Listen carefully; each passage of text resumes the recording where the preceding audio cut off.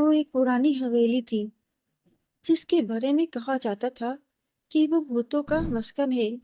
کوئی بھی اس حویلی میں رات کو جانے کی ہمت نہیں کرتا تھا۔ ایک دن ایک نوجوان لڑکا دانش، جو کہ تجسس سے بھرا ہوا تھا، اس نے حویلی میں جانے کا فیصلہ کیا۔ دانش جب حویلی کے اندر داخل ہوا تو اسے ہر طرف خاموشی اور اداسی کا احساس ہوا۔ پرانی لکڑی کی سیڑھیاں ٹوٹ پھوٹ کا شکار تھیں اور دیواروں پر سیاہ دھبے تھے۔ جیسے ہی وہ اوپر کی منزل کی طرف بڑھا، اسے ایک دھیمی سی سسکی سنائی دی۔ اس نے ڈرتے ڈرتے پیچھے مڑ کر دیکھا، لیکن کوئی نظر نہ آیا۔ رات کے اندھیرے میں حویلی مزید خوفناک لگ رہی تھی۔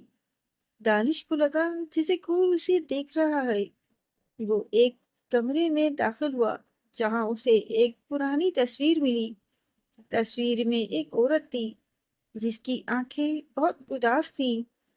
دانش کو اس عورت کی آنکھوں میں ایک عجیب سی کشش محسوس ہوئی۔ اچانک کمرے کا دروازہ زور سے بند ہو گیا۔ دانش گھبرا گیا اور دروازہ کھولنے کی کوشش کرنے لگا، لیکن دروازہ نہیں کھلا۔ وہ کمرے میں پھنس چکا تھا۔ تبھی اس نے دیکھا کہ اس تصویر والی عورت کی آنکھوں میں خون اتر آیا ہے اور وہ ہنس رہی ہے۔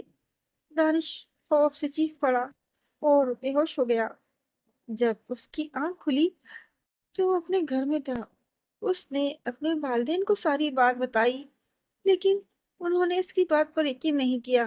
اگلے دن دانش نے پھر سے حویلی کی رخ کیا، لیکن اس بار وہ اکیلا نہیں تھا۔ اس نے اپنے کچھ دوستوں کو بھی ساتھ لیا تھا۔ جب وہ حویلی میں داخل ہوئے تو انہیں وہ کمرہ اور تصویر وہی ملی جہاں دانش بے ہوش ہوا تھا۔ انہوں نے تصویر کو دیکھا اور اس عورت کی آنکھوں میں خون اترتا ہوا دیکھا، لیکن اس بار وہ ہنس نہیں رہی تھی بلکہ رو رہی تھی۔